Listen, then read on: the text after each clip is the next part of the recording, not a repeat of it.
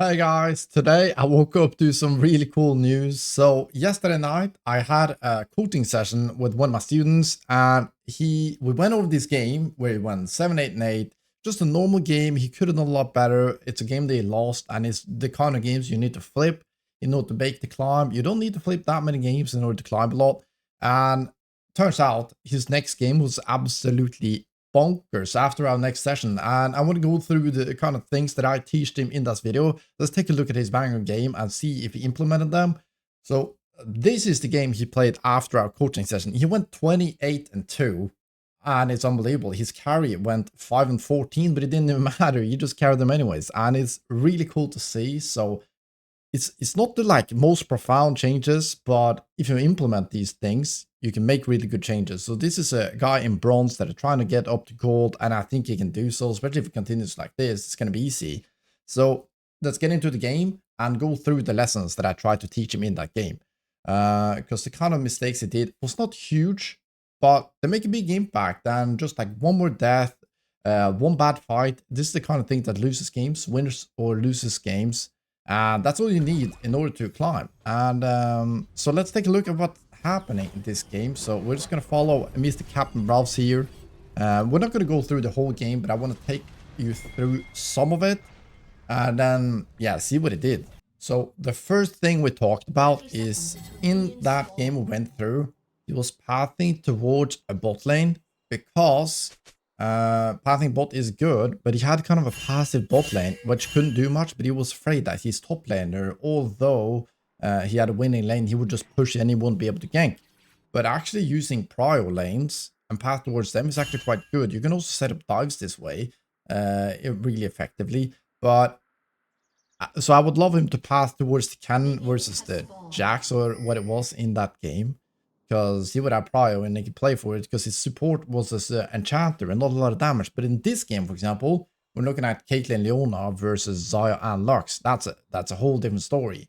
These are actually like really aggressive lanes, really explosive, but he's most likely not gonna have prio.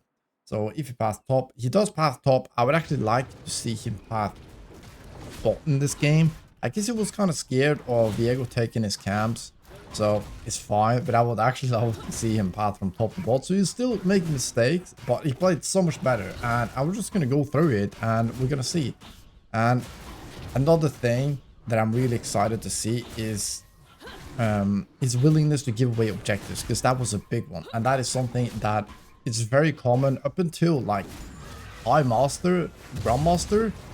Junglers especially, and players in general, are very unwilling to give away big objectives. That is like a huge lesson we went through, because we would continue to throw games over just getting a Drake or getting a Grubs, while instead of going to that Drake or going to that Grubs, which looks like a poor fight because we've, for example, the Grubs, the Jax is doing really well in this game. And we would love to get Grubs because there's nothing else up. We feel like we have nothing to do. Just like rather than just trying to do that Grubs, okay, what else could I do? Maybe I can invade his bot side. Maybe if he goes for that, most likely, maybe I can try to get a gank on bot lane without being punished. So his bot lane does really well here. That's good to know. We need to make a mental note. Okay, then probably made some sums. At least the locks flashed. We should catch this. Another big thing is that I try to teach him and help him set up his camera movements. So I binded his F keys to something that you find comfortable. I'm using Z, X, and C to have top lane, mid lane, and ADC for bot lane. And that way you're going to gather so much more information, which is really going to help you. You see him pinging out the Viego here, which is really good. Viego is actually a little bit slow. Beautiful. Ping out the jungler. Really, really nice. And another lesson I'm going to go through a little bit later when it becomes relevant. It's about the team fights and why in particular. Like, kind of what is your purpose in the team fights? We're going to take a look at that once we get to it. For now, let's take a look at his decisioning here, because it's very common to overextend on that first recall. Don't be afraid to just recall, even though we haven't been able to do anything. If you just get a recall, get the Scuttle Crab, there's nothing to do. Fair enough, I'm just gonna hit the reset. Fizz is looking a little bit low here and no mana, so maybe mid is gankable. If not, okay, we're gonna figure out that Viego is on top side soon, so maybe we can go for the double Scuttle. Yeah, he knows he's pathing from bot to top, So he goes for the double scuttle. Absolutely love this. And he's avoiding the vision. That is really good. Yeah, he pings him out. Beautiful. Really good stuff. And now, transitioning to bot. Do we want to make a play? We don't know yet. I would probably say no. You can make the gank around to avoid the vision. The common warning spots is that tri-bush and the middle river bush. This is beautiful. We know the enemy were in the big fight. Our bot lane had a lead. And what are we playing around? Our winning lane. That is so big. We don't just gank losing lanes. We gank the winning lane. A little bit premature Q there.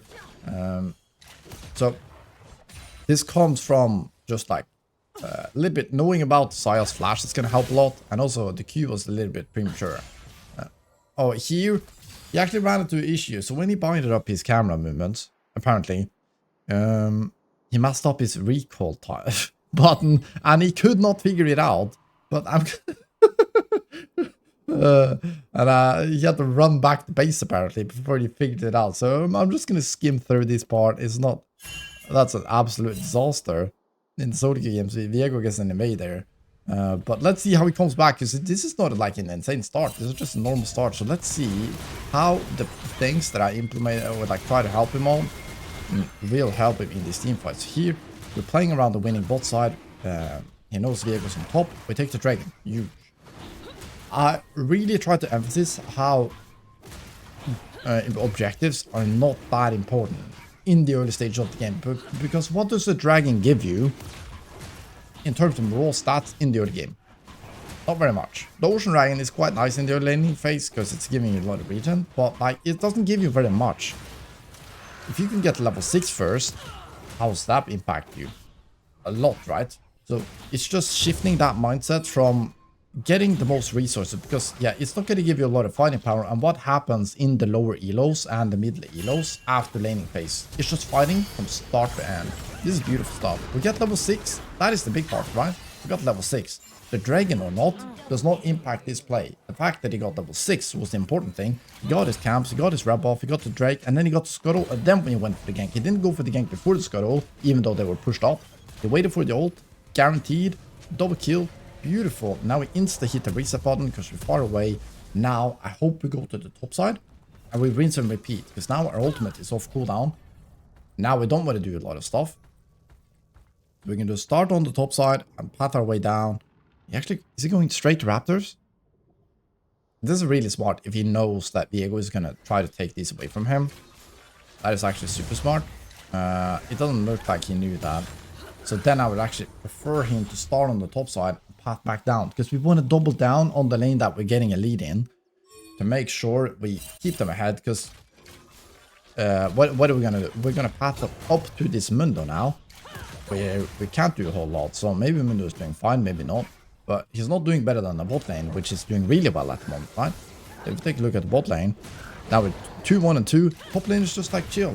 The normal, everything is fine, beautiful. If we just invest a lot of time and resources into the bot lane now, we're guaranteed to have like, we're not guaranteed, but we're very much more likely to just have good fights, because we're fighting with more items than the enemy team.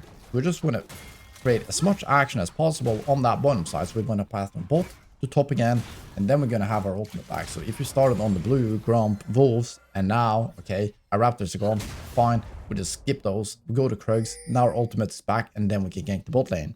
Or we could react from the Krugs, and maybe we could join in with this fight, who knows. This is a good invade though, because we got nothing else to do. We are stronger than the enemy Viego, so I like this actually. Our ultimate is coming back very soon. Smite it, beautiful, work out. Really good. This is just free camps. That's very nice. Okay. No. He got outplayed, so we shouldn't. Unbelievably warding for a bronze game, by the way. Yeah, not much for us to do here. So we just want to get out, get that scuttle crab. Beautiful. So let's see. Something good is about to happen soon as well. And the other lessons that came a little bit later into the game, which is where he did the best plays apparently in the mid to late game, is the big changes. His early game could still do some work, the early pathing and this thing, but as you can see, as long as you don't make any big mistakes, you don't die, You stay alive, you get to camps. This is something we did cover a lot. I tried to put emphasis on. If you just like stay alive, don't make any mistakes. The enemy team will eventually make mistakes, and if you just punish those, this is a really good play, by the way. Beautiful. We didn't actually have to ult there, but this is a really, really good game. When we hit the reset button, we don't overstay, we don't do a bunch of nonsense. We just got the kill. We want to spend our gold now, and then we can do the same again. Really, really good. I love this. So I hope he goes to top side now. Pass it back down. Next time we can kill them again, and now we hopefully can get the turret. We're spending a lot of time in the shop here. Maybe we're trying to figure out the recoil thingy. Who knows? Yeah, I would love to see him go for the top side here first. Even though we have more camps on the bot side, just like go to the wolves, get the raptors, and then pass down to bot again. Because and this is really good, by the way. He gives away the grubs. I love that. I would love to see him take away his top camps first, because now Diego can actually invade his top side. But if we take away the top side camp first, transition to bot, now we can play bot for a long time, because now we have all our camps on bot lane. We want to play for bot lane. Really, really good. Instead, now we're kind of forcing ourselves, because if you take away the bot camps now, if there's no gank immediately, where's the next camp? They're on the top side. So that is a little bit of an issue, but it's fine. We're gonna see, like, he does an amazing game. Now I'm just like nitpicking, by the way. So these are not like huge mistakes. It's just things we can do better. You take you now. He's dropping 28 kills. You're playing a much better performance than you're like everyone in your team. So he didn't play like a bronze in this game. He definitely not. He played like an absolute smurf, even though he's in his elo. We're walking past a few wards here. That is really scary. Oi, oi, oi. Yeah. Is this one of the unfortunate? Yeah, those were one of the unfortunate deaths. So I'm gonna skip ahead a little bit so we can get through some of these lessons. And he doesn't want to give up the Drake, which I actually like, because we're on the bot side where we are winning, and we have our ultimate, which is good. So now you want to contest because we are on the winning side. So Diego is actually the one making a huge mistake here. Trying to play very beautiful. We just send it. We know we're winning. We know we're stronger. And we punish them for it. So this is Diego making the same mistake as Browse was making in the game before that I showed him. That he sees the Drake. He feels like he has nothing else to do. So he just wants to get the Drake. Instead, imagine if Diego just were willing to give up this camp. So we take the scrum, take his wolves, and then he transition to top side, and he can take away the Scuttle Crab. He can take away these camps while Browse is on the Drake. And maybe you can kill the Mundo with the Jax, and they can start getting them ahead. Because playing bot lane is, playing on this bottom side is really hard, right? Beautiful dive here too, aggressive, really good. But now we're stuck with no options, and he got no camps. And what is he supposed to do now? Now he lost this one chance of getting a big lead on the gold in that moment, because Browse would only get a Drake, which is good for scaling and is giving it a win con. But what could Diego do? He could try to get his resources and get some items. And if he has enough items, he can maybe get a winning fight eventually. But now, he's left with nothing. And it was just high risk. And even if he got the Drake, what's he gonna do? Maybe he dies. Even if he doesn't get any gold, so he's not more likely to win the next fight. It's actually less likely, because if Browse was just farming and giving up the Drake, that also would be better. That's why we don't overforce objectives in the early game. You need to get golden experience, and that is through camps, which is the guaranteed, and it's also taking the free kills, especially when you have an ultimate like Vi, or you're playing some of the champs that has really good against VAR, if that's Nocturne or whatever it is. Just how can you get a guaranteed gank? Every champion has a different way. Now he's aggressive, and he's winning because he's ahead in XP and gold. And that lead was just extend, especially until you get the high-elo.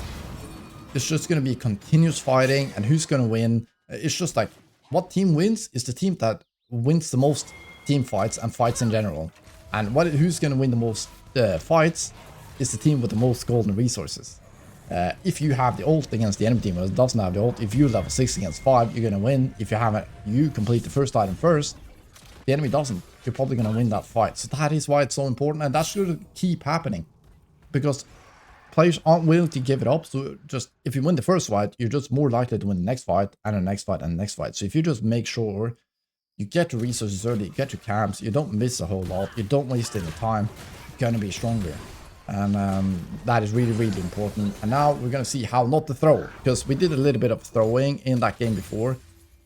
A few of those mistakes were overforcing. So you need to remember what is your purpose in the team fight. So here it's a little bit different, because now you got a good dive comp. In his other game, he had a Jinx, he had a Zillion, and he had a Casio. And he was kind of the front line. So, but what did he do? He actually dived in to a really like brawler comp. Oh my. Not wasting any time here. Beautiful. So aggressive. Now, do we go for the rift?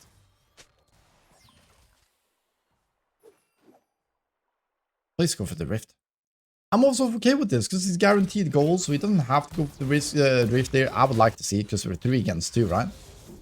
Wait. 1, 2, 3. So even though we don't have the ultimate, but he's getting gold and resources, which is like really good because this rift is not going anywhere. You can always get this later. I'll probably try to take this at this moment, but this guy wasting so much time.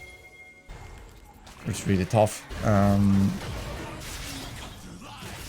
And it's just going to be harder and harder. But yeah, one of the big ones in the mid game is don't overforce objectives, especially on the side where you're weaker. So Diego, his bot lane was losing. He has to just double down on the top side of the map. Whether that's mid or top will kind of depend. And he has to play for the grubs. He has to play for the rift. Hope that the Jax can carry against the Caitlyn. Whereas Bravos needs to double down on that bot lane. Whoever gets the biggest lead and overall plays the best is going to win out. But if you keep fighting into the enemy's strength, you're just going to be more and more likely to lose every single time you do it. Because they're just going to get more golden resources. Oh, I would hold out on that ultimate. I think he still gets him. But if you just waited, stayed in range of the ult, and then you ult at the end of the counter strike, because then you wouldn't get CC, right? That would be really, really good. Just space, wait for the ult, and then it would also be closer to having your next Q, right? So that's why that would be really big on VAR. Another one was just like overall face checking and a little bit how to play the objectives. So be careful going through the river when setting up objectives. Now he's just running around and killing everybody. He's just everywhere. And why? Why can't he do this? It's because he's ahead in golden experience. He's level 13 while the enemy Diego is level 10. So this was a little bit over-aggressive. As we gave away a shutdown, we gotta be careful with those when you got a lead in the early game. We would have gotten the same amount of gold by taking these camps, made a calculated play, try to get this tower, and then we can take the Drake. And now we're one Drake away from Soul. This is the kind of throws that I can actually lose games, because now they got a shutdown, they get some turret damage, we don't get this tower, and they can get the Drake. So that's a really bad death actually. So we need to be careful about those. But he's playing a really good game, and he's going to carry harder and harder throughout this game. That's how he could have done it, right? Which would have been much safer. Just make sure you get the things. You don't flip it. We need to know, okay, where is everybody? Is this a calculated fight or not? We're not going to see one and send it, right? So, good. Or like, not good, but it's something we can fix. And he's still going 28-2. And there's still a lot of things we can fix. So that shows you how much power and agency you actually have in the game, which is kind of nice to see. So although it's not nice to see all your mistakes, it's nice to know that you can always do something better and have a bigger impact, and you can actually win way more games than you probably think. And that doesn't come with like through magic or getting perfect mechanics. It's just like fixing all the little mistakes that wins one fight, then turns into another win fight, and that's another win. And instead of losing 25 LP, this you can gain 25 LP, which is a 50 LP difference. So if you just win, flip 2 losing games into wins in an entire season, that's a full division. That's incredible, right? So you don't need to flip that money. So that's how that shows how little the difference actually is, and through changing a few actions you can fix this. Another thing in the mid game that I've talked to him about is just like who's the strong on the team, and make sure you play around them. That is exactly what he's doing. He's not on this top side, he's playing here and he's joining in on this fight. Really, really good. Absolutely love that, because it's Caitlyn and Leona is the one dictating the fight. So he's not playing for this Mundo, he's not staying on the wrong side of the map, he's playing around the Kate. And now he's also fed himself, so now he can kind of make the demands and the terms. Get a kill. We're trying to push in this wave. I like it. Now, not much to do. We can just get our camps or just reset. So we're not offset with the Caitlyn because we need to play with the Caitlyn. This is something I covered a lot too. So maybe it doesn't have a big enough reset to... Yeah, I would absolutely reset here. So maybe they actually get this. And that's good. Oh my. You don't give it away, but... Looks like they are going to get it. So that's very nice. But yeah, an important thing here would be... Yeah, Viego doesn't care. Sync up with the Caitlyn. So if Caitlyn dies, don't look for a new fight. Just take your camps, reset, and then you can reset together or come back with the Caitlyn when she's coming out of base so we can play with her again. So that you don't stay, you look for a fight, maybe you die, and now Caitlyn is back, and now she's in a tough spot because you're dead. So you're getting this, you're getting offset from your biggest carries in the game and the ones you really want to play for. That is a huge problem. So that's something we covered a lot. And you see Caitlyn? Now she's weak. She doesn't have her teammates. So we made it play bot. We got a kill, but our Caitlyn died. And what do we get from it? Nothing. So this is the kind of things that stops the progress in the game. We need to play with this Caitlyn and make her strong, right? So that is really big. I like the Akathon, but yeah, now we're losing all our camps here. And Caitlyn died again. And it's really bad because we fight around the Mundo. I'm not saying it's wrong to go for this tower. We should probably do that, but we need to just group up with Caitlyn and play that way. And we could get this tower with Caitlyn, and then we can transition down with Caitlyn after. And now we get this tower, so we're not doing too much at the same time. Good stuff. Good stuff. Very nice.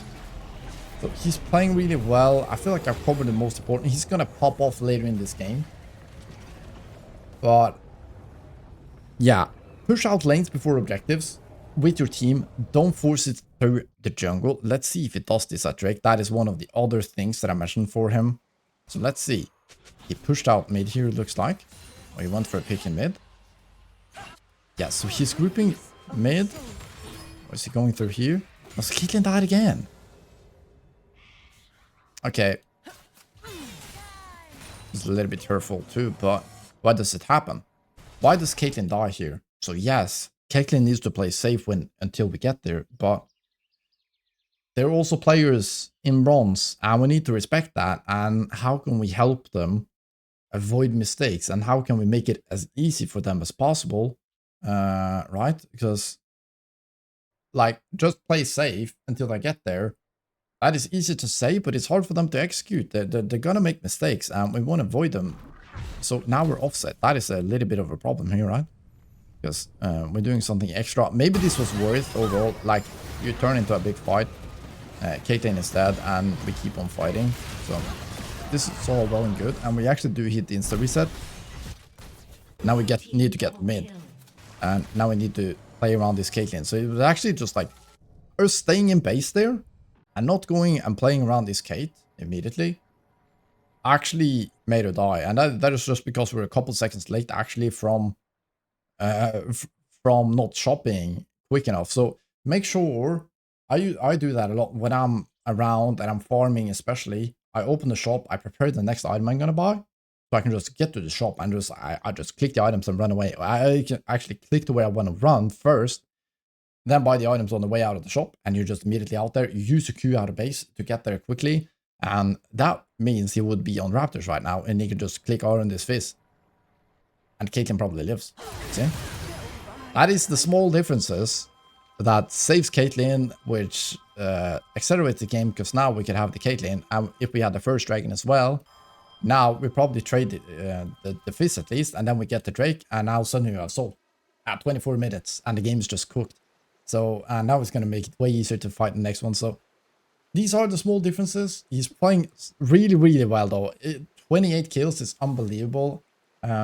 These tips might sound small, but I'm telling you, they make such a big difference. And this is just like evidence of that. So don't be too arrogant. Try to just take it in. Try to look at all the details, because the details make the big differences. A really good player, he doesn't just go from A to Z. It's all the small stuff. He doesn't do a few things much better than everybody else. He does very, very many small things better. That is the difference between a good and a not so good player and a great player. It's actually all the small stuff. It's not the big stuff. It's not the big flashy plays. It actually, all the details, it's that ward, instead of being placed here, it's actually placed on the very edge to give even more vision, deeper vision. And it's not placed a ward here, so this is dark. It's your it's you shopping faster out of base, so it means you're here so you can save him. That is all the difference. That is the difference. And yeah, I hope you take that in. I hope you learned something from this video. This was really inspiring. Hopefully it can inspire you too, to see that from one game to another, if you just make a few changes, you can go from losing a game that is frustrating into absolutely carrying and hopefully continuing to do so. Thank you very much, Bravs, for allowing me to make this video. Shout out to him, and I hope you continue the grind. Let's wrap it up, and I hope to see you in the next one. Thank you for watching, and good luck in the game. Bye.